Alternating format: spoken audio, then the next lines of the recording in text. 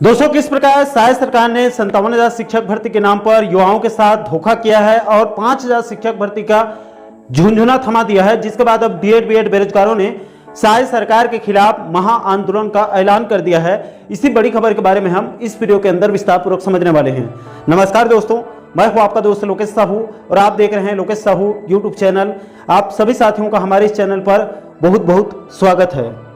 दोस्तों, क्या है पूरा मामला, मैं आपको बिल्कुल शुरू से बताना चाहूंगा ताकि नए पुराने सभी दर्शकों को पूरे मैटर के बारे में अच्छे से समझ में आ सके।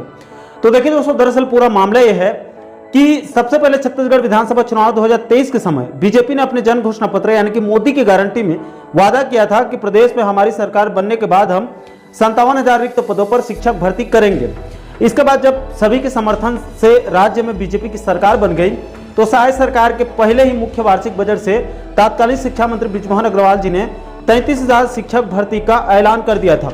लेकिन दुर्भाग्य यह है कि शायद सरकार को सत्ता में आए 2 साल का वक्त गुजर चुका है, लेकिन अभी तक न तो 57,000 शिक्षक भर्ती आई और न ही 33,000 शिक्षक भर्ती का कोई अता पता भी नहीं चला।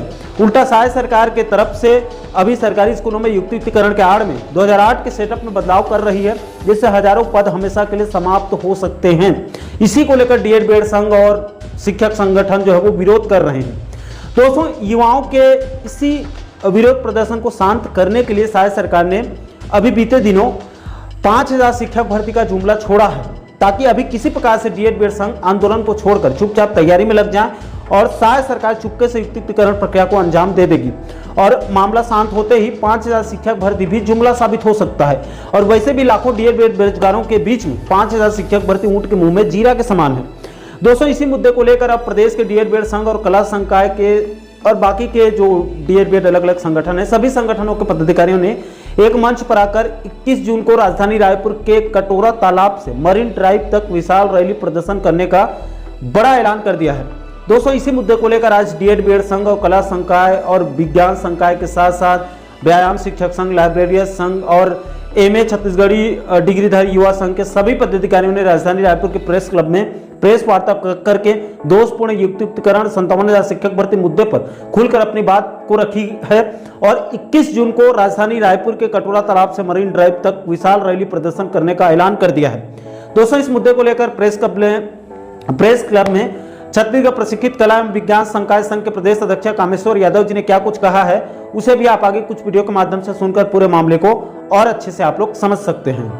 3 राज्यों में चुनाव हुआ था, जैसे मध्य प्रदेश है, राजस्थान है, छत्तीसगढ़ है, लेकिन दोनों राज्यों में वहां पर कैलेंडर जारी हो गया है शिक्षक भर्ती के अलावा और अन्य पदों के लिए 2 साल के लिए वहां कैलेंडर लगभग पूरा जारी हो चुका है। लेकिन छत्तीसगढ़ में ऐसी क्या समस्या है, ऐसी क्या मजबूरियां हैं कि यहाँ की सरकार जो है सोई हुई है और जागने का नाम नहीं ले रही है।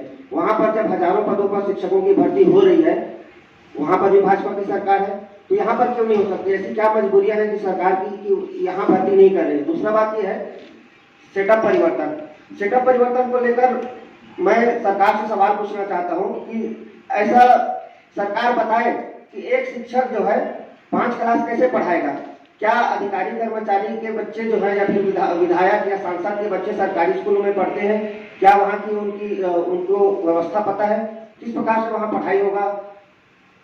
माध्यमिक स्कूलों में भी वैसी दशा है, 60 बच्चों पर 3 शिक्षक रखा गया है, जबकि वहाँ 18 विषय का पढ़ाई होना है। तो ये कैसे संभव है कि 18 विषय जो है 3 शिक्षक पढ़ा पाएंगे? अभी राजस्थान में ही 45,000 नए पद स्वीकृत पूंजीवाद और बाजारवाद की तरफ ढकेला जा रहा है और किस तरह से शिक्षा व्यवस्था को खराब किया जा रहा है। तो आप इस बात से अंदाजा लगा लीजिए कि शिक्षा व्यवस्था पहले से छत्तीसगढ़ में गर्त में है, नीचे से पिछले पायदान में है। तो आप सोचिए कि कैसे वो आगे बढ़ेगा। ये तो आगे बढ़ने के बजाय और नीचे की ओर ले जाने की परंपरा की ओर जा रहे हैं। और दूसरी बात यह है कि अन्य राज्यों में जो छात्र शिक्षक अनुपात है वो बहुत बेहतर है, लेकिन यहाँ पर छात्र शिक्षक अनुपात को गलत तरीके से बताया जाता है और उसको गलत आंकड़े छुपाकर सरकार जो है डेटा के आधार पर गुमराह करती है।